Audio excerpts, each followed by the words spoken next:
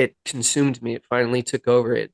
I feel like every time I did heroin, a small piece of my soul would leave my body. Fragments of my soul over time were just leaving, like microcosmic specks of my soul or something, you know? And Hmm. every time a piece of my soul would leave, something insidious would fill me until one day it was too much. Now I'm filled with this anger and this bitterness and this hate, this despair, this selfishness, this darkness. I'm so full of this darkness now. There's no longer any good in me. Uh, there's maybe a tiny bit left. This is the Knockin Doorz Down podcast. If you're looking for stories of hope, inspiration, and redemption, you are in the right place. Of course, your host, Jason LaChance, and through my addiction recovery and various struggles with mental health that include anxiety, depression, I've explored my passion of speaking with people who have taken their most adverse times and turned it into their greatest advantages. And Josh Datant, my man, good to catch up. Thanks for joining me on Knockin Doorz Down. Hey, thank you for having me. Glad to be here. Absolutely, brother. Still in Texas, right? Yeah, I got a film that I'm shooting. I'm help shooting and gonna help shoot, and yeah, it's pretty cool. Right on. Tell me, can you tell me anything about it? Like subject matter or anything? As a matter of fact, it's about National Geographic's King of Weed, Ryan Phillips, and I believe you have him on your page. As a matter of fact, Yeah, Ryan and I are good buddies. yeah, yeah. Well, it's a documentary about him and his wild ride in the marijuana smuggling business and getting, locked up and then finding redemption through a higher power, through, God. And, um, he went from being an NHL hockey player to, smuggling marijuana, large quantities, making millions of dollars. And it's directed by Amanda Kazi Cryer. She's doing another film I'm part of uh, that I'm scoring. As a matter of fact, I'm making the music for it. I hope to score this one too. We're gonna see what happens. But yeah, she's a good director and producer, and Ryan's just an interesting subject. He's good to talk to, so I'm Yeah. excited. I'm stoked to be a part of it. Hell yeah. Yeah, Ryan's a beautiful person. I'm glad to have gotten that friendship, as are you. And we're going to get into your story. And it's cool that you're getting involved with things in your recovery that kind of show people the trajectory of us and as it all very much differs. But hey, I've been starting with gratitude, appreciation. So three things you're grateful for today. Well, I'm grateful for recovery for sure. That's one of the number ones. Um, always. I'm grateful for family and the support system I have because of family. And I'm grateful for creativity, music and this film and all that sort of thing. Yeah. Well, and it goes to show that those things that fill us up at some point in our life, and I can relate to that. Creativity is what keeps me going, gets me up every day.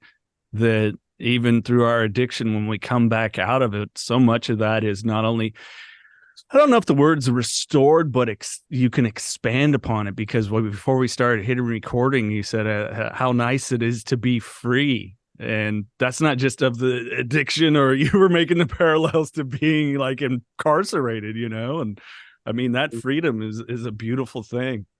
Yeah, absolutely. So what are three things you're grateful for?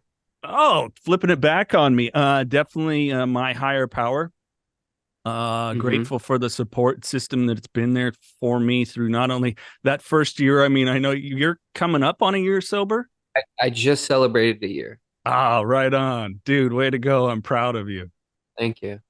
Yeah, I had a buddy sent me a video. He compared that first year of sobriety. It's this little kid, and it's the camera on him as he's on a zip line going face first. That I'm grateful for that system and the amazing people that I've come in contact with and have been loving to me throughout.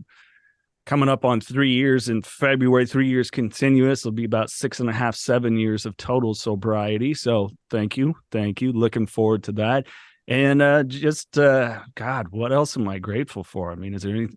I guess that I still have a body that is functioning well. I just did all my blood work and stuff with my doctor, and he's like, are you sure you were an alcoholic? Because you have the best kidney and liver function that I've ever seen. And it was like, wow, that's a blessing in itself that I didn't take my body, at least in that regard, internal organs to the point of destruction. I do have from some stupid stuff I did, drinking, some joint issues and nerve issues, but hey, I'm blessed, man.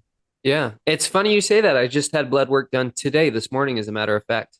My doctor was like, "Do you want to get blood work done? It's been a year." And I go, "I wonder what the difference is," because my doctor knows my history, and she was like, "Yeah, let's check everything out. Let's compare the last year to this year, because last year I was really bad, right before I got my year." So, Well, I mean, at one point you were smoking fentanyl, so I mean, well, before that I was shooting heroin too. So, right. I mean, uh, the only reason I couldn't shoot the fentanyl was because it was so it was almost pure, and it would have killed me.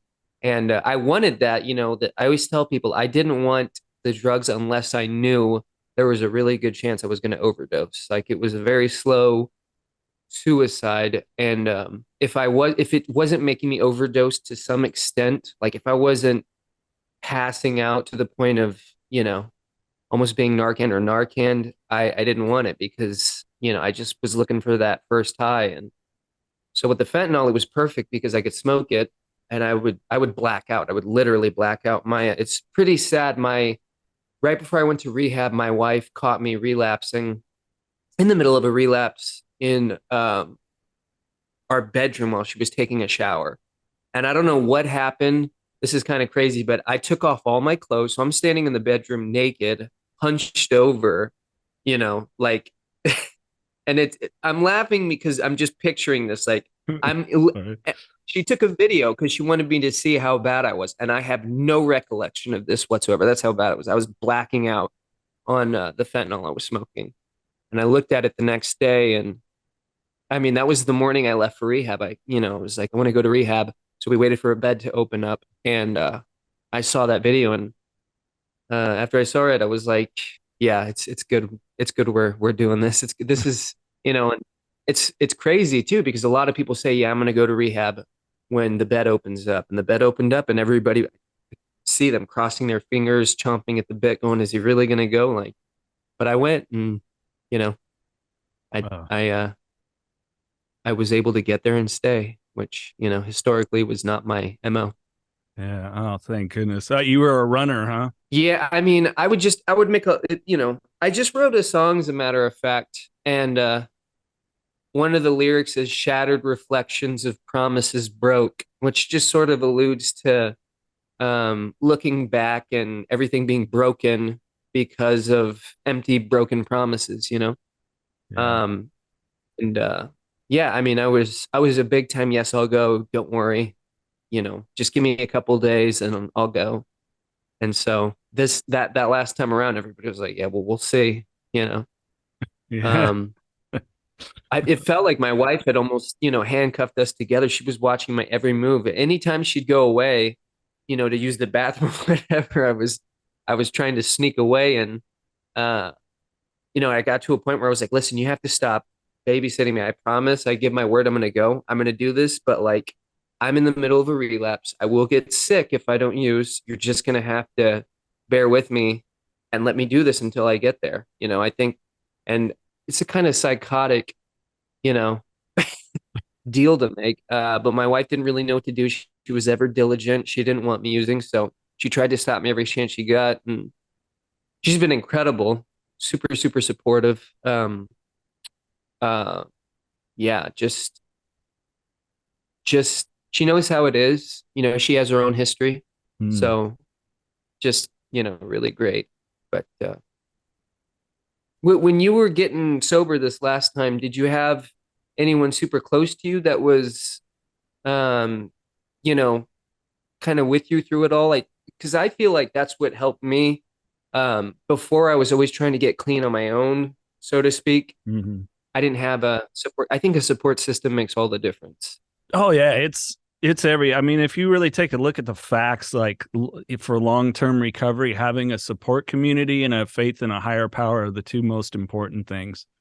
when you really talk to people and break it down. I didn't directly have anyone living with me. I was kind of, I had a shit show of relationships, obviously. I mean, none of us addicts go, well, yes, I was high or drunk all the time, or as I was, was watching porn every 2 hours or whatever the hell it is, or gambling all day, and your relationship's great. No, but so the last time was luckily a brief, and I've talked about it on here, a brief. Some people call it a slip up. I say a relapse. And luckily I had the support of a couple of gentlemen that I was able to reach out to and picked up the phone early in the morning and really just kind of help guide me back, get me back working. I'm a 12-step guy. I like it. It works for me. But hey, if smart recovery is your thing or whatever it is, like I'm all in for anyone's pathway to recovery. So it was more for me finding a new circle, because where I live, Mm-hmm. rural area, like we were joking, it was the guys that, when I would out drink a guy that outweighs me by 150 pounds, everybody's like, damn, man, that's impressive. Well, I had to get away from that. And so it was finding the new circle of friends, and most of those people just went away. There's a few that genuine friendships that are still there, and some other people that got sober at the same time too, oddly enough. But yeah, for me, a little different. Wasn't in a relationship, and in a beautiful one now, of a very, very supportive, amazing woman. So it's I kind of had to find it in a different way. I never did rehab, primarily alcohol. So it was a little bit of white knuckling at first, and then getting connected and continually working it and learning, why did I relapse? What can I take away from this? Who am I allowing to be accessible to me, and how is that unhealthy to my life? And having to really change that. Yeah. Isn't it funny how misery loves company too? Like anytime I was using, I had some relationships while I was using, but they were so toxic, so unhealthy with other addicts that like it was always, I knew going in, this is going to be a disaster. Like I am doomed. This relationship is doomed. I can't even take it seriously. Like it's, it's all bets are off, no holds bar, because there's no way I don't take this girl seriously. She's an addict, and I know she can't take me seriously. So we'd put on a good front in front of each other. But I think all those times I knew. Whereas I broke one of the rules. So when I first started getting sober, it was right after my brother passed away, and uh, I like a month and a half in, I met my girl, and she that was, everybody was like, this is too soon, don't do it, like, but I didn't listen. And of course, I did relapse, but because I feel like I found a really healthy individual and I had that support, it was so different when I had two relapses in the beginning of our relationship. Uh, but now I have a year clean, and a lot of it has to do with the support I get from her, and means a big part of it's talking, like Mm. just I share my feelings with her, and I'll be like, yeah, today's not a good day. I'm having cravings and they're lasting more than a minute. Um, and I'm kind of in a place where I don't know what to do right now. And she'll just sit and talk me through it. And, there's other things that I do, of course, but I think it just makes a world of difference because if I was in a relationship with somebody who didn't know what to do or was in active addiction or was also sort of like in major recovery, it would be a different situation. I've had relationships before where the other person and I were trying to get sober together, and for whatever reason, it just didn't work. One would relapse, then the other would follow suit, or vice versa. And you know, my girl she has 2 years clean and sober.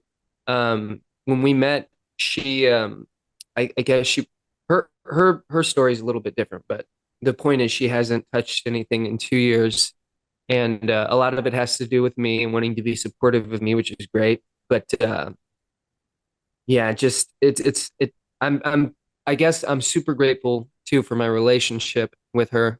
I think I said my support system, but she's a really large part of that. She's top of the list. So it's imperative. And it's so, I mean, I've seen it so many times. I mean, you're talking, so many classic things there. The people that try to get sober together, or one goes out, or one person's trying to get sober, then the other eventually follows suit back in, going back out. And it's such a tough way. And yeah, you are an anomaly to find someone that pretty early into recovery and have it. And that's a beautiful thing. I mean, it really goes to show that your wife has really worked it to be like, yeah, I love you, but I'm not going back down that road. Like, I love you more than going back down that road. And that's like really transcending the addiction. If you think about it, it's like she could have easily stepped back into it with you, but there was something about life and loving herself and you that was greater. And that's a powerful thing, man.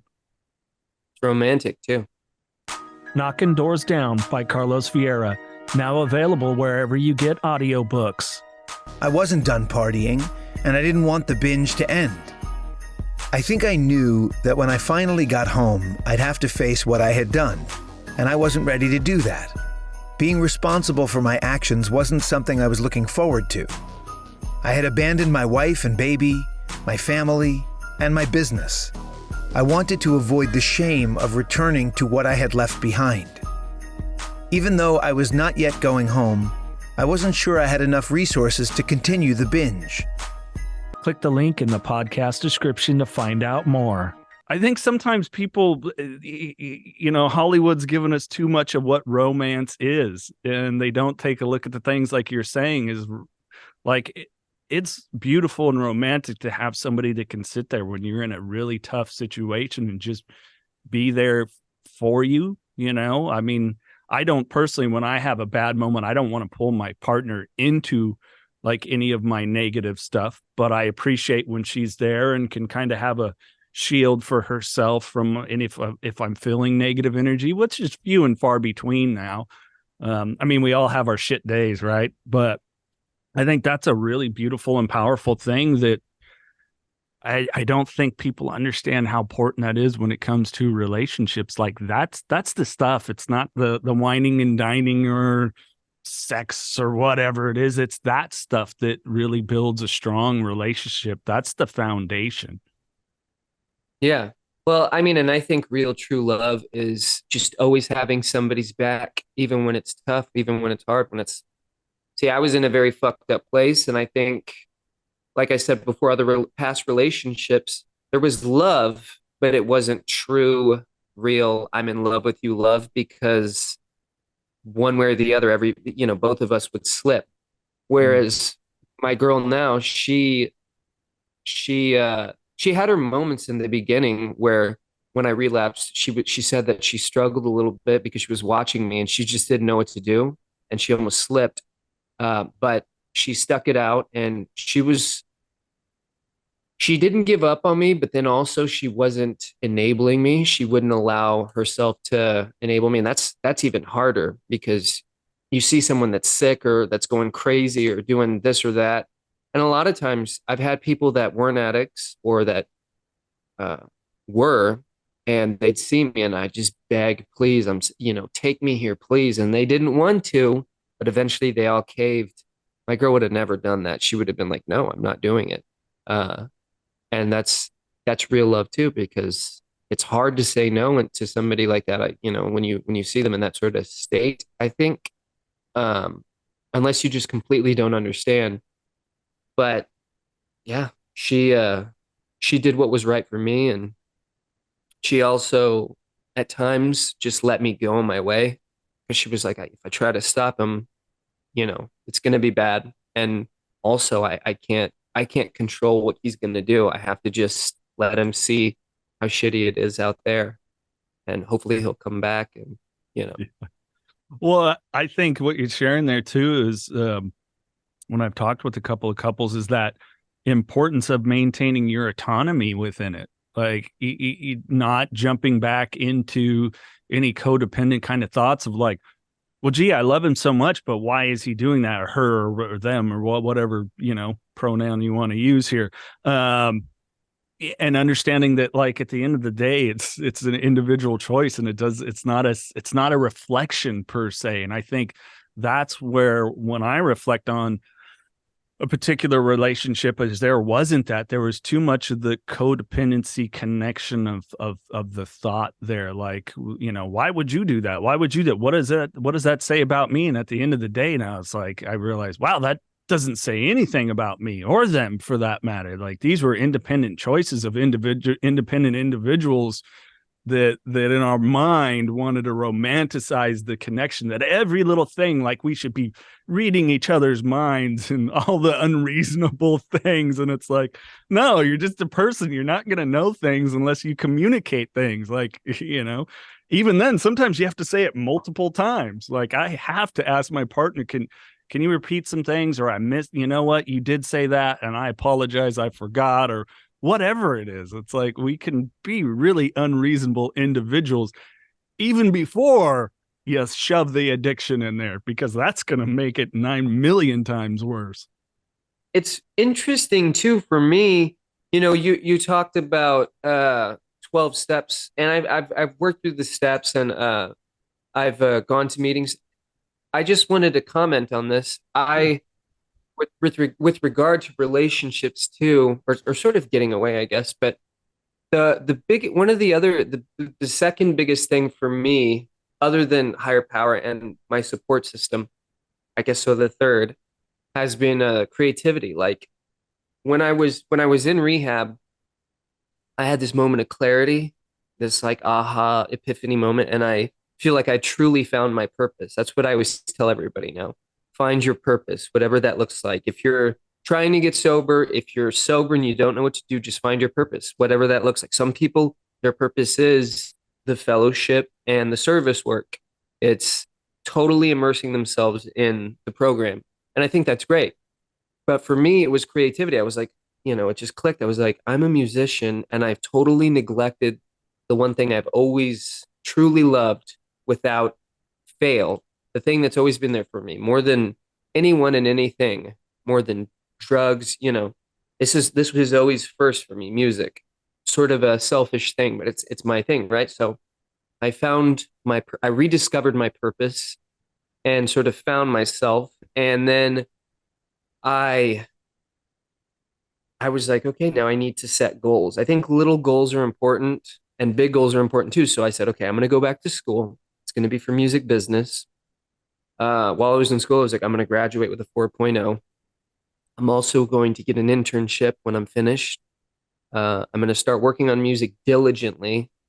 And I've completed all those goals so far. And, I've got the internship, got the 4.0, and I'm working on music on a daily basis. And I have my purpose in mind, and that's kept me so busy. And so, and then there's days when I struggle, of course, but like, it's so a part of my being that, like, I was telling somebody recently, I said, I mean, yeah, I have cravings I'd like to use again sometimes, but the effort it takes to go pick up drugs, the effort it takes to go find another plug, or to reestablish a relationship with one, and then the money and this and that, all those things are just like, it's not worth the effort to me. It's, I sit down in my little home studio here, and anytime I have negative feelings or thoughts or cravings, I just make music, and it helps. I just recently wrote a song I discussed earlier, those lyrics, and it's all about addiction, and it feels good, feels way better in the long run than actually using. So, as a fellow creative, I'm sure you can relate. But to me, creativity is just like, it soothes the soul, and I feel more free now than I ever have, because I have this creative freedom. I work from home, projects that come to me, and I feel incredibly, grateful, but also blessed that I have the ability to do so. No, I love it. Absolutely, freaking lootly, man. Hell yeah. And you may not have meant it in the way that I'm interpreting, but where you said like, well, that's like my selfish thing. No, like, we'll get more into your backstory, like through the life that you had to have this gift of music, and you're a very talented individual. Like you would be robbing, not only yourself, but others to not let it flow through you. Like I'm a believer in who I am, that like that came from God implanted in you at some point. Like think of all the lineage of all the people that were, a part of your family way, way back when, and then to create you where you are now. And I think it would be a travesty to not share that beautiful gift that you have, let alone you are being of service in it. Like you're going to work on a film with a mutual friend that shows you the depths of addiction and how far someone can go. And it's a true redemption story. Like, dude, like that's so badass. Like, I hope there's something that comes up and we hit each other up someday and we're like, hey, how do we work together on something, Absolutely. Yeah. And for me, like, people say recovery is a selfish thing. And music is very much a part of my recovery. It's 100% a part of my recovery. Like I said, there's just an endless plethora of like things I can do to be creative. Sometimes I have writer's block. I can't write songs. So I will help somebody build a website or design merch or design a logo or just write stuff down. I'll just write things down. Yeah, like this film. I mean, before this, I'd never really been involved in a film before. I've always wanted to score films, and I'm scoring this other one. But yeah, I mean, recovery for me is mostly creativity. It keeps me so busy, and it's such a great exercise in letting things out, flushing things out, discussing my feelings with I have a writing partner, Kenny, and he's always encouraging me. He's like, dude, I want to hear about the grit. I want to hear those deep, dark, nasty, dirty secrets you don't want to talk about. And let's put them in the music because that is compelling. That's what people want. And he's absolutely right. We're doing a song now, and it's incredible. It's like my girl listened to it and she goes, I really like it, but these lyrics are so sad. And I'm like, good. That's what I want to hear that. Like, I need to know that I'm doing this right, Yeah, hell yeah. Well, I do want to jump back a little bit to young Josh. I mean, you near the top, you mentioned unfortunately losing your brother, whom you were close with, to an overdose. What kind of the nuts and bolts of childhood? Your mom was a single mom for a bit, right? But you had a pretty abusive stepfather. Yeah, and my mom, she did her best, but if you get right down to it, her best was not by any means the best. Sure. My mom was an alcoholic too. She was pretty bad, really bad. I think that affected my brother and I a lot.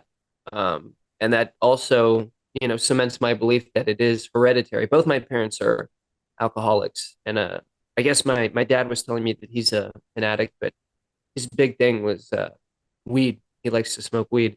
He's done every other drug and stuff like that, but he said he couldn't. It was hard for him to quit smoking. I don't understand it all personally because I hate weed, but yeah, same. Yeah, dad wasn't really around. He left pretty early on, and we didn't reconnect until many years later. But yeah, my mom was single. She worked pretty hard around the clock. There was that. Then she got married for a brief period. Stepdad was pretty abusive.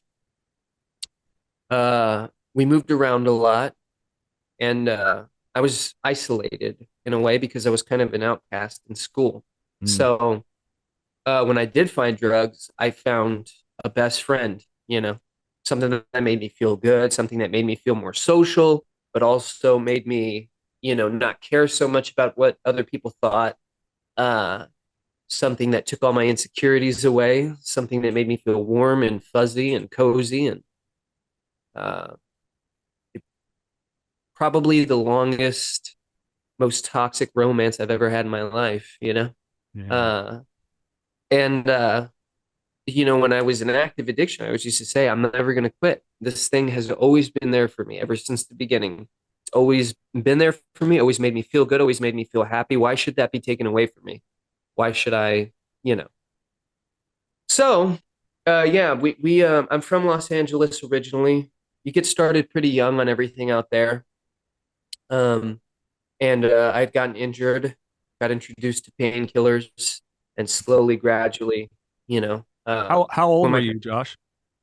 12 or 13, something like that. Oh wow. Yeah. And then my parents got a divorce. My stepdad cut everything off. It was a real bitter divorce. So no Mhm. insurance, no more prescription. I got sick one day and just happened to be at a friend's house and got introduced to heroin that way. Because he was a lot older than me. He recognized what was going on. He made a couple calls and somebody came over with some China White, and I snorted some, got better immediately, and quickly realized that I had found something, you know, um, that I really loved, uh, something that was, yeah, unexplainable the very first time.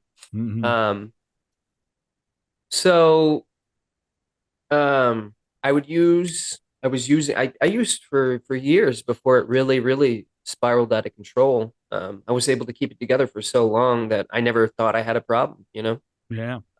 because functioning addict, with a job and with this and with that and aspirations and dreams and working on things. It was like, this isn't a problem. It's just a little bit of a stimulant for me. It's something that helps uh, stimulate my creative flow.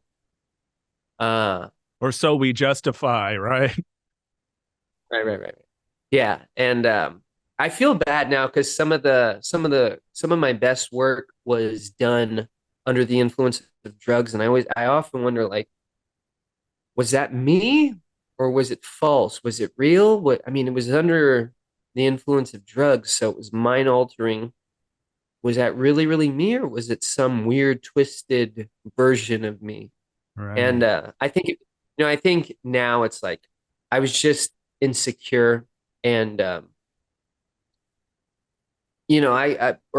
more insecure now because I'm not under the influence of drugs. Like I said, drugs took my insecurities away.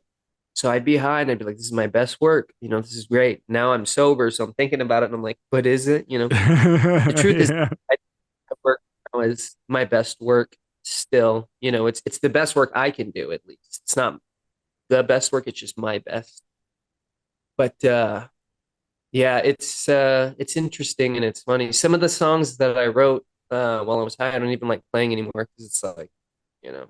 Let me cut you real quick. Is that because it's just like the space you're in just no longer resonates with you? Like I don't even get this frame of mind and emotion that I was in when I produced this music.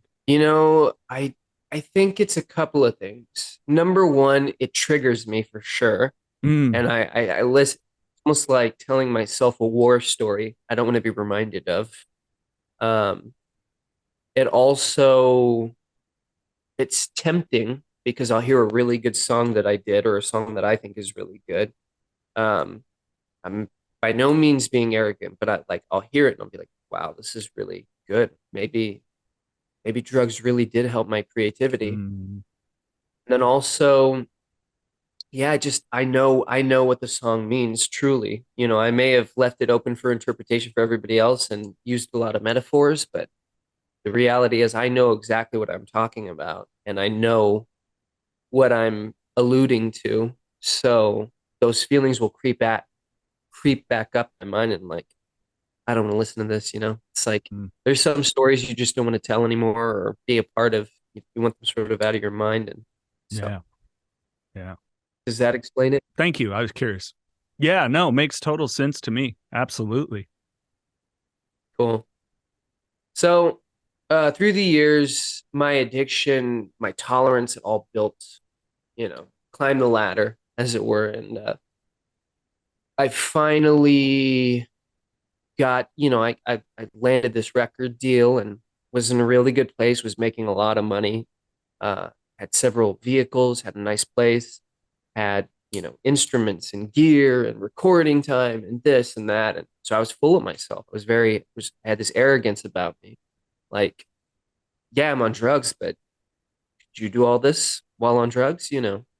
Uh, Heroin, no less. And, if anybody, as far as I was concerned, like if somebody told me I had a problem, I'd be like, listen, you go out, you do a bunch of heroin, you see if you can build what I've built, and then we'll talk. Mhm. Just super cocky, super full of myself, super selfish because I was in a relationship at the time with somebody who did help me a lot with some of this stuff. Uh, but it got way too out of control. Um, and it consumed me. It finally took over it. I feel like every time I did heroin, a small piece of my soul would leave my body. Fragments of my soul over time were just leaving, like microcosmic specks of my soul or something, you know? And Mhm. every time a piece of my soul would leave, something insidious would fill me until one day it was too much. Now I'm filled with this anger and this bitterness and this hate, this despair, this selfishness, this darkness. I'm so full of this darkness now. There's no longer any good in me. There's maybe a tiny bit left, but I chose not to recognize that. And I became so arrogant and full of myself that as far as I was concerned, like it's like when the label told me I needed to get clean, I was like, listen, I'm an asset to you. My music is so good compared to everybody else on this label. I've got a unique sound. It would be foolish of you to not work with me. And, you know, how dare you bring this up to me? Like, this is my creative juice here. And the reality is, when we severed ties, they went along fine without me. And in fact, probably better because I was a liability and I didn't want to see that, you know? So after that, I got pretty depressed. I didn't want to admit it, but I was very depressed because this one thing I wanted my entire life is now gone. And I just went on like a very long, let me see, I guess like a 4 year run Mhm. that was out of control, completely and totally out of control. I went from being a career musician to a fully immersed, full-fledged criminal, from A to Z. I went from making good, honest money to making good money still, but very illegal money, doing all manner of illegal things, and became somebody unrecognizable. Like there was a period of time where I wouldn't even look in the mirror because I didn't like what I saw, and I knew what I had become, but I chose not to face it. And a lot of people will say I lost everything to drugs. Me personally, I never lost anything. I just gave it away Mhm. happily and willingly with no qualms. Uh, Even, custody of my oldest child. I was like, at the time I lied to myself and said, this is for the greater good. This is better for him because he doesn't need to be around this. But the reality is he was a distraction. He was something I had to have responsibility for. And I was so selfish. I didn't want to, you know, I still live with a lot of guilt and shame about that. Uh, that's really, really hard because I really let him down for a good period of time. But I can relate, brother. I can relate. Letting my kids down. I can relate. So I know what you mean. And I had to do some work on reframing that shame and guilt as remorse. And the ability to do that was that the amends were made and behavior was corrected, and it's a process. So I feel you there. And you said something interesting about giving it away. And I do recall you tell me about one time, like the visual for me is I don't know if you've ever watched Breaking Bad, but where Jesse just has all these addicts and users over to his house just so he has people around him. And I remember you kind of having an experience like that too. That, I mean, you had drugs, money, guns, and people are. It's just like, just people around. I know that they're gonna use, but yeah, well, and the thing is too is I hated hearing people. I didn't want to hear about you or your problems or whatever, but I was so lonely and so broken that I wanted to be surrounded by people. I wanted, adulation and adoration and I wanted glory and I wanted everybody to worship me and tell me how good I was. But if that had nothing to do with what, they were saying, I didn't want to hear it, but I didn't want them to leave me either. So I surrounded myself with people that were rotten. And when they would start talking about themselves, I'd be like, dude, I don't want to hear it. And if you're going to get into that, then just leave my hotel room. Uh, I was so empty inside and so broken that like, yeah, I needed to hear about how good I was.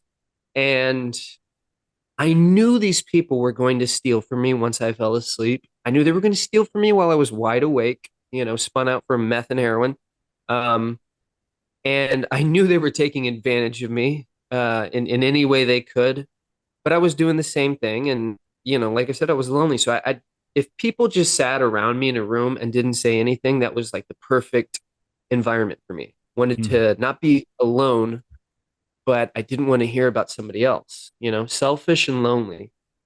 Um, and so, yeah, I mean, I'd leave thousands of dollars out on the table that I'd, made in one day, and I'd wake up and it'd be gone. And I'd be like, well, I guess I have to start over. But I was so comfortable with that because, you know, that's just what it was. Yeah. Oh, it's bananas. It's bananas. Mm. Oy vey. Yeah. So, I feel we wouldn't do justice to share without sharing about your brother, let alone for his passing to serve a purpose to help other people. But that's a pretty dark place for you to go. And I mean, you guys were you were addicts of a different nature, so to speak. Yeah. Yeah. So I was in a state mandated, you know, rehab facility, which is basically you're in jail, but you're doing, it was called SMART, self-management and recovery training, but it was also SMART recovery. Mm. So it's all cognitive behavioral therapy and intervention. And I knew while I was there, I was going to get out and relapse. I just had to make well and play nice for 90 days, and that was it. And I'd be fine, and I'd be right back to what I wanted to do. Got out, I was maybe clean a week till I found someone that could facilitate my drug use. I was living with my brother, who was gracious enough to let me stay with him. Um, so I went and stayed with him, but within a couple weeks, I blew the spot up and was bringing things in that I was buying with stolen credit cards and illegal money and this and that and the other. He knew what was going on, and his apartment was empty though, had no furniture, and I immediately recognized what that was. He was pawning everything, and I just caught on quick. He'd take these trips to the bathroom, and I knew exactly what he was doing. So I just figured, well, if he's using, then he won't mind if I do. Thing is, he was very, while he did have his issues, he wasn't about the illegal lifestyle. Mm. He was getting his money honestly. He was at least trying to make, you know, a decent, honest way of living, not just with work, but just, he had this problem, but he knew it was a problem, and he wanted to address it. He just didn't know how. So he couldn't see my point of view. So eventually it all came to a head, and we got into this big fight that almost, it was almost physical. It came very close to being physical. But we got into this argument about who the better addict was, which is crazy. But Yeah. he said, Right. he's like, look at you. You're just this freeloading, selfish, crazy wannabe gangster, guy who does whatever he wants. You have no, and he goes, everybody like kisses your ass and they don't know how rotten you are inside and how you just take advantage of every system you can.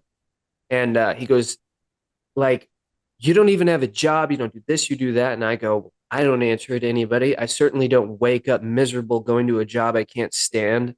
I'm not with somebody I don't want to be with. I'm not this, I'm not that. Like, who are you to tell me? I live however I want with whoever I want, wherever I want. At any given time, I can change situation. I don't even need this place. Like, this is a shithole place compared to what I'm used to being in, and I was kind of a lie. I mean, I would go from having a 5-star hotel room from making a bunch of money to like a $40 a night motel that was like swarming with roaches and but uh anyway, so we get into this argument, and like the last thing I said to my brother was, fuck you, I don't need this place, fucking die.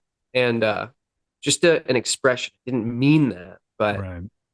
you know and then it's just like 2 weeks later, I'm in this trap house and someone tells me, your brother passed away. And oof, you know, I I remember, I'll never ever forget that feeling. It was more profound than the first time I ever did opiates. Uh, More profound than the first time I ever did real heroin. It was like an outer body experience, you know, like I've never felt so overcome and overpowered and over exhausted, over exerted, whatever. Just it was everything, like my whole life just changed immediately in an instant. Yeah. Fell to my knees and I wept and was inconsolable and sad and angry and bitter and guilt guilty, guilt filled and shameful. And it's like one minute he was there and then the next he wasn't there anymore. And I really wanted to see him and kept saying to myself, I wish I could just see him one more time so I could fix this. But couldn't.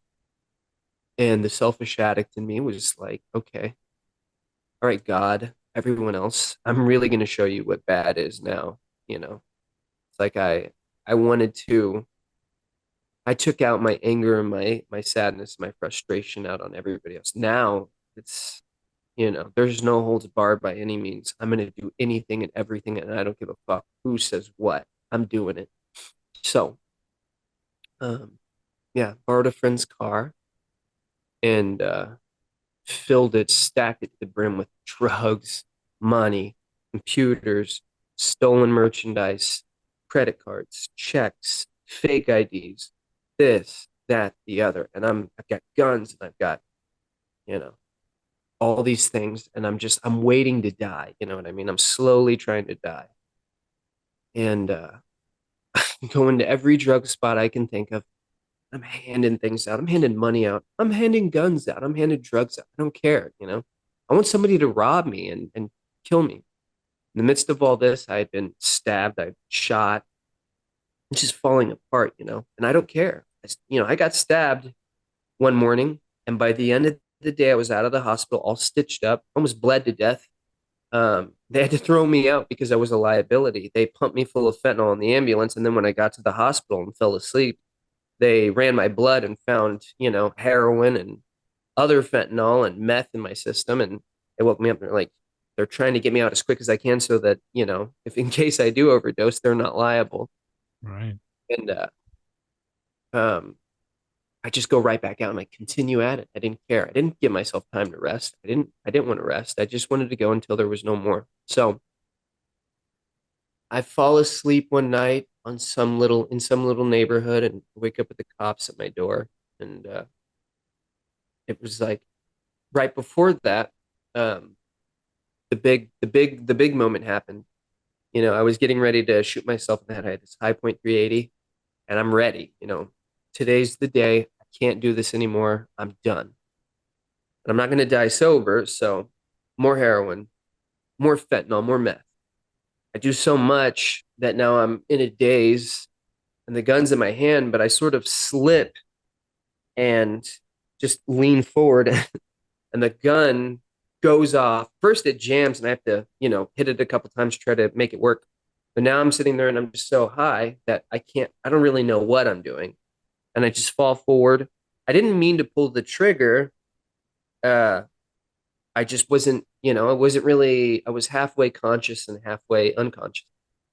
Gun goes off, literally whizzes right past me, leaves a little scar on my ear. And I'll never forget, whoa, it just shocked me. Broke the back windshield. It busted a little hole through and the whole thing was cracked.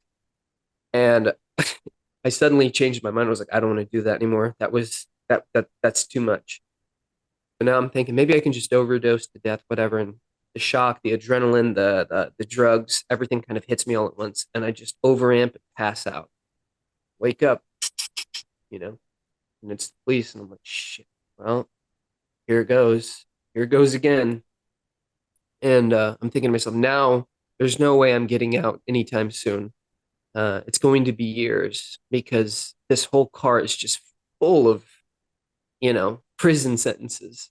Right. And I'd managed to talk my way out of some lengthy sentences before, but there was no getting out of this one. It was clear cut, open and shut case. So that was the first coincidence. The gun going off and just in time, and maybe doing just a little too much drugs and the gun jamming up. That's those are the first sort of couple coincidences. Well, next thing happens, the police officer pulls me out of the car. He immediately puts me in cuffs, and he's looking at me and looking at this car going like, and he's got this look on his face like, who's this skinny little white kid with all this stuff? Like, what is this? And he's like got this look on him, and he's just kind of bewildered. And he goes, "What are you doing here, man?" And I just said, "I was trying to kill myself uh, because I'm over everything and I'm done." And he looks at me and he goes, "Why?" And I said, I in the last couple of weeks, I've been stabbed, I've been shot at, I've been shot I'd gotten shot in the arm and stabbed everywhere. But so I was all stitched up. I showed him, I go, "Look, I go, my brother just died of an overdose." And he goes, "Your brother?" And I go, "Yeah." And he goes, "Your blood brother?" And I go, "Yes, my blood brother. Same mom, same dad." And he goes, "Okay." And I go, "I'm a junkie. I have no permanent place to live. I have no one in my life that'll talk to me. I have no friends. My family won't speak to me. I'm alone. I'm empty. I'm broken. I'm miserable. Take me to jail and I'll hang myself. Uh, one way or the other. I don't want to be alive anymore. I'm done. I'm over it. Like, just let's go. Get me away from all this. I didn't want to be around the car anymore. It gave me bad vibes, I guess."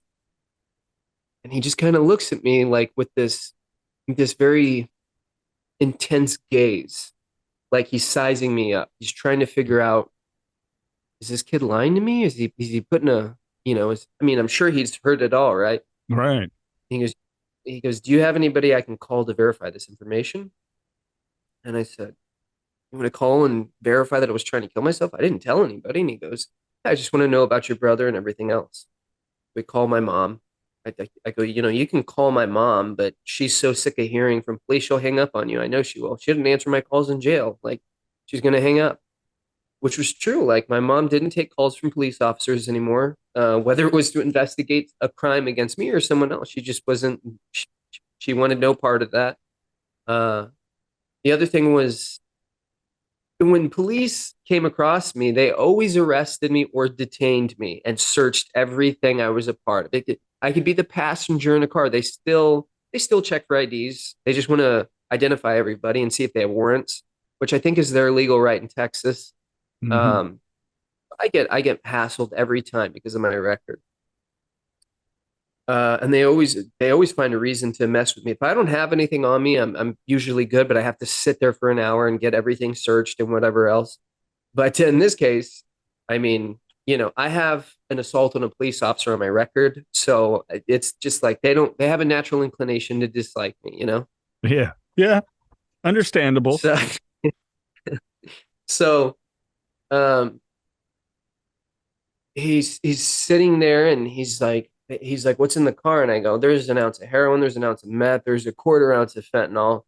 And he goes, "Are you selling?" And I go, "No, it's for me." And I go, "I'm just an addict, man. I'm a really bad junkie. I swear to God, I'm not selling. I just am crazy and I wanted to kill myself. I was trying to overdose or shoot myself, whatever it is. I wanted to die.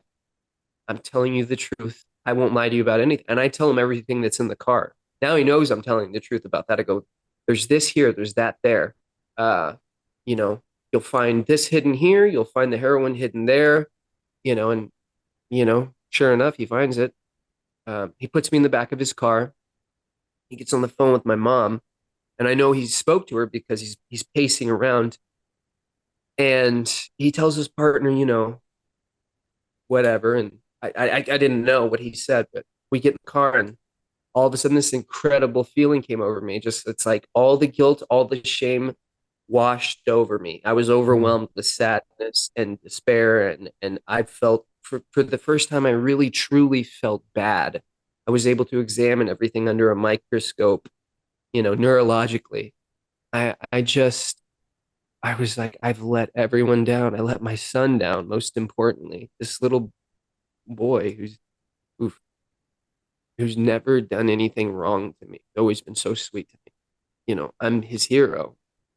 tell. It's just every time I would disappear for long periods of time, and I'd show back up, and it's as if, you know, I had never been gone. He didn't care about all that. He just wanted to see me, just wanted to spend time with me.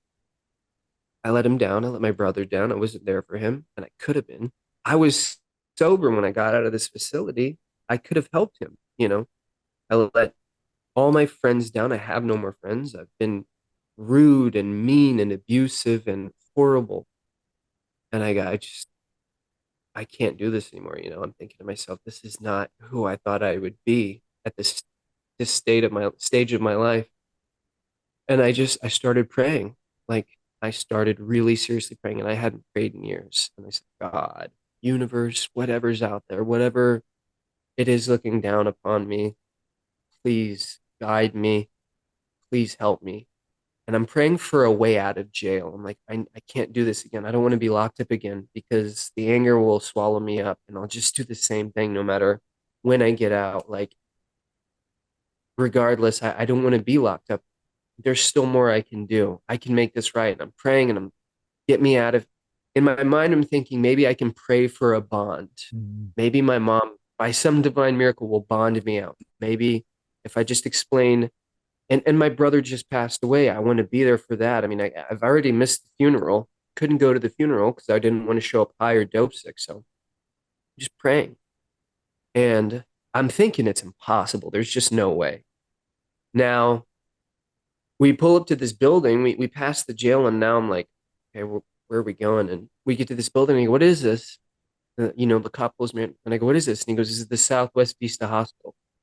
And I go, like, literally, I'll never forget. I go, what the fuck were you doing here? And he goes, well, I'm taking you to get a psych eval, and I'm taking you to detox. And I go, 72-hour hold, whatever. And he goes, yeah. And I said, so is this going to be one of those custodial things? Like, when am I going to jail? Tell me when I'm going to jail. In my mind, I'm thinking I'll get a bond while I'm here somehow or something. Right. Which wouldn't have been possible anyway. They wouldn't have let me use the phone. But he goes, I'm not taking you to jail. I'm not charging you for anything. And I just looked at him like, you've got to be shitting me. Yeah, that's a big WTF moment. Yeah, no, for sure. I mean, that 10 years minimum with everything that was in that car, minimum, you know, like, it was a miracle. It was the miracle I was praying for. And I looked at him and I go, what? And he goes, I don't believe incarceration is the answer for you. He goes, I've looked at your record. You know that. Clearly that hasn't worked. You know, I spoke to your mom, and she needs you, your family. It's all right, brother. They need you. You got to make this right. You know, I really think that you need help, and I'm offering you the chance to do the right thing. He goes, so use it. Like, this is my gift to you. Use it, you know. And I looked at him, and you'd think I'd say thank you, but I just said, I'm sorry. I'm sorry. And what I'm doing is I'm apologizing to everybody in my life through him. I'm like, I'm sorry. I'm sorry. And I'm crying. I'm like, I'm so sorry. And he goes, it's okay, man. Like, just get yourself right. And he goes, then remember something. If I ever see you out here again, and I think you're up to no good, I'll arrest you, and I'll make sure they throw the book at you, and you will go away for a very long time. Do not take in it. Don't mistake my kindness for weakness. I just want you to do the right thing, and I want you to go be with your mother. You shouldn't be out here like this when your brother just passed away. So he goes in, and he takes me in, and now there's two more coincidences. Police always, all they need is a little marijuana seed, and that's enough reason to lock me up. This guy let me go. My mom answered the phone, and she took his call. That's another coincidence. Now all of a sudden I'm sitting in this waiting room, and I'm not believing that it's a coincidence anymore. I go, this happened for a reason. This really happened for a reason. So I just sat there, and I go, I give my word now. Like, I will do everything it takes to try to be sober. My expectations and my promises to God are no longer unrealistic. I'm not saying, I promise if you get me out of this, I'll be sober forever. No, it's, I will try. I will make the most honest and sincere effort I've ever made to really try to be sober. And I probably will. I may and probably will fall from time to time. but I'm okay with that because I really want to do this. I want to try. I want this to be, I don't want to be who this is anymore. You know, I can't do this. It's not, I wasn't built for it. And called my drug dealer while I was there to come pick me up. I had that moment of weakness. And I said, well, he goes, what's the address? And I don't know the address. So I hung up to go to the desk. And again, that feeling comes over me and I go, what am I doing?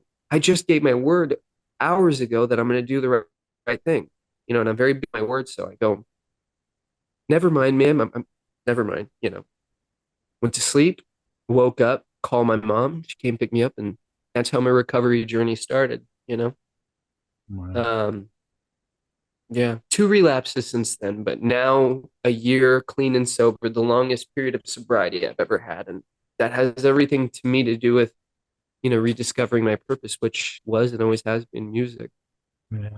Uh, so sorry, that was kind of a lot, but That's all right. You got a little, you know, some tears out of me. It's okay. It's been a while since I cried with another man. So yeah, I was tearing up too, but it's, yeah, it's good to share. it's your life. So I could feel it, even though if this was in person, I would have been like, okay, fucking give me 5 minutes. I'll be right back. Yeah. No, thank you for the honesty and vulnerability. That's the stuff that resonates and helps people at the end of the day. And to know that when those opportunities come to us and that clarity, like, we have to seize it. Yeah, thank you. I just, for anybody that listens and is struggling, I can honestly and sincerely tell you, I was the worst of the worst. If I saw an opportunity and a way to exploit you and take advantage of you, you had something I wanted, I was going to get it at any cost. Didn't matter what I had to do. I was going to take from you everything I could. It didn't matter if you were, I mean, my own kid. I took advantage, and then because I couldn't deal with the responsibility anymore, and because my addiction had swallowed me whole, I just signed away over custody to my mother. You know, I was the worst of the worst. And now, if what I'm saying is, if I can change anyone, my son is here now. He's in the next room playing with my little boy, my 6 month old. You know, it's so different now. And if I can offer anybody some inspiration and hope, I can tell you, you know, there was a time where I you know, my circumstances were much different. If I can do it, anybody can. Truly, you know. Yeah. No. And it's a beautiful thing when we get to be a beacon of hope. You know what I'm saying? Yeah, yeah. And I just got so sick of hurting people. You know, it caught up with me when my brother died. I realized how much of a shitty person I was, and it was my higher power working in my life for sure. You know, all these realizations, this moment, this like feeling of nirvana, this like unimaginable guilt and shame, but this, you know, this burdening sadness and this need to be different, you Yeah. know? Yeah. And even my relapses, they were supposed to happen because that's how I rediscovered my purpose, my music, my the reason I'm here, and the way I can offer people inspiration and hope through creative, you know, creativity. Man, I think it like it's weird to be in this conversation with you and then all of a sudden have an overwhelming sense of joy at the same time, because the aftermath, and you're right. And I think it goes to show that, like, personal, like, growing in life, like, we go through situations of pain. It's inevitable. We can't avoid it. It's part of life. And it's are we going to be attuned, especially to our own bullshit, to grow beyond it? And when Yeah. that switch like flips and when it changes, you know, and I try to tell some newcomers this, like, there's going to come a point you keep working this and just every day making empowering decisions over disempowering. There's going to be these awesome light bulbs, aha moments, spiritual awakenings, the whole plethora of it all, where you're just going to feel so different about life and existence in general. And It's fucking awesome. I got no other term for it. That's the most intelligent I can be about it at this particular moment in time, but it's beautiful. Well, and I think self-awareness, responsibility, self-responsibility and self-awareness and accountability are some of the most important things you can have in recovery, because for so long I had that stupid cliche way of thinking. It's not me that's the problem, it's everyone else. I am not the problem, you know? And I would have never admitted that I was taking advantage of people. I'd just be like, no, people want to do nice things for me. And sometimes I snap or I do this or that, but I'm not a bad guy. And no, I was a bad guy. And now, like, I have these great moments that to me are more important, like with my girl or with my forever people, where I'm fighting and I have to stop and really dial in on my thoughts and like, okay, what thoughts am I having right now? Does it really matter who's truly right or wrong? And would it do me better to just take responsibility for my actions and accountability and say, you know what? I'm hearing you. I'm sorry. I feel upset right now. So I need a moment to process this situation and get back to you on it. Or I feel angry right now and I don't want to talk, but I need to think about this for a second here. Or I feel sad and I want to talk to you about it. Or just be like, you know what? You're right. I was wrong. I snapped at you and there was no reason for it. It was uncalled for. I think I'm no longer so burdened by anger and bitterness. You know what I mean? I have my faults and my flaws still, but I'm not as angry as I used to be. And that's, you know, I I, I write down my feelings. I compose my feelings into pieces of music, and then I just have conversations about them. I talk things out with people. Whereas before I used to bottle it up and just look forward to that moment when I can run to the bathroom or the bedroom or wherever and just get high. Just call it getting high about it. It's not like that anymore. And it's so much better, you know? I feel so free, as we discussed in the beginning. I feel free now. I'm not trapped and I'm not weighed down. Oh, well, hey, we could keep this going all day. I love talking to you and catching up again this way. And I know we're going to continue to stay in touch. But if people want to find out more about you, connect with you, what's the easiest way? So my Instagram handle is at Josh Datant. That's Datant. My website is joshdatant.com. And I've started a YouTube channel. It's Josh Datant, but it's in the works. I need to kind of revisit that. Yeah, and I'm always open to collaboration. So people need music, they need videos edited, whatever, just conversation. If people want to talk about sobriety, they're struggling or they're not struggling, whatever the case. I really love talking to people, especially about this. So likewise. What are you throwing up on the YouTube channel? Just like if you're testing out a new riff or something, get feedback. What is it? So my first YouTube video was like the introduction to me, and that was sort of like this is what I've done to stay sober sort of thing. So it's everything from creative things like tools I use when I'm frustrated, or sometimes sober stories, sometimes, if it's appropriate, war stories, sometimes just other people's stuff that I've worked on, like videos, lyric videos. It's going to be, I have an animation video, like an anime type video that I'm putting out pretty soon.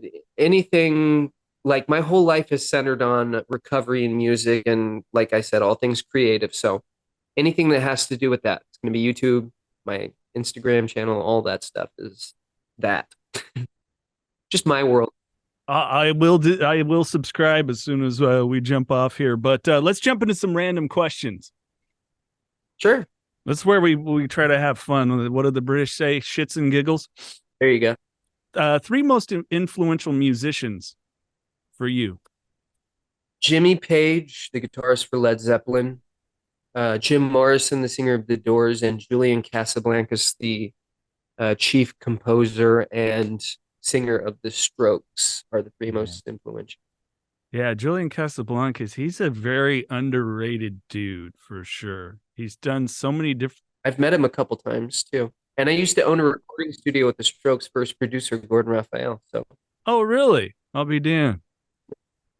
That's yeah. pretty cool. Yeah, you know what I really dug, like when he started the documentary stuff where it was working with Daft Punk. Like I was really fascinated with him kind of stepping into that world, and it's like, oh, this dude's got some range, you know, because oftentimes we see especially with music now, like Led Zeppelin wouldn't happen now, the Doors wouldn't happen now, you know. It'd be like, here's the first record, here's the hit songs, let's try to keep that going, you know what I'm saying? And it's like he's one of those dudes that stepped out of that, like, no, I want to do something like this, I want to do something like that. And like I've got a lot of respect for people, not that he's broke by any means, but that really go, wait a minute, I got some money in the bank, now I can really stretch my legs, as opposed to let's keep the money train rolling here. Right. Yeah, he has his own record label now too, and he puts like some of the most interesting and eclectic musicians. He got another band called The Voids, and they're so not what the Strokes are. They're very different in terms of musical exploration. You know, I love the Strokes, I always will. But yeah, the Strokes kind of stuck with the formula, and it was really Julian who broke away and decided, okay, I've done the Strokes thing. It's a good money maker, but now I really want to challenge myself and explore my musical inclination. So Yeah. yeah, Julian's my favorite modern musician by far. And every time I met him, he's a very strange guy, but he's very nice, you know. what I have yet to meet another creative in recovery that's not a little bit odd, like, you know. I mean, Yeah. we just are, because I think we can all sit there and relate and go, yeah, I kind of didn't feel like the in crowd. Like people are still amazed, like that I went to high school with, and I go, yeah, I just didn't feel like I connected with everybody. And this friend of mine, she goes, like, you knew everybody knew who you were. And I said, yeah, but how many times did you see me at parties? Oh yeah, you just didn't go. I go, no, I was never fucking invited. Oh wow, I didn't know that. No, yeah, I relate to that a lot. Uh, Yeah. Julian Casablancas is in recovery. I don't know. There's conflicting stories about whether or not he still is. I think maybe, I don't know. I don't want to speculate on his life, but I know from knowing, what I read and from knowing Gordon, he quit drinking because he was overdoing it.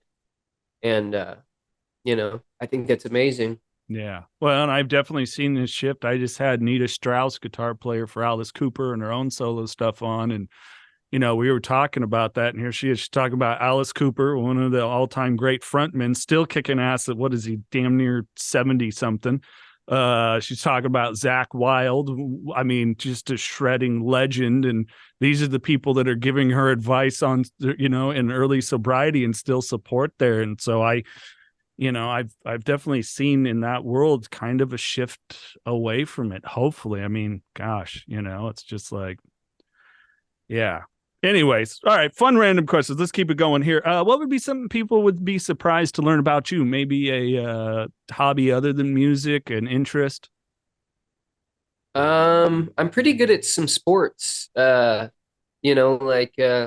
meet me and they don't realize that I did like sports when I was in, junior high and high school.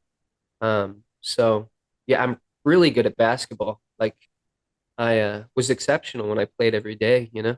Yeah. So that would be something, I guess. And I speak Spanish fluently. So Oh, really? mhm. I'll be damn. Well, I mean, kind of, you know, makes sense, I guess, right? The last name. Yeah. I was to say, kind of Yeah. makes sense. Kind of makes Yeah. sense.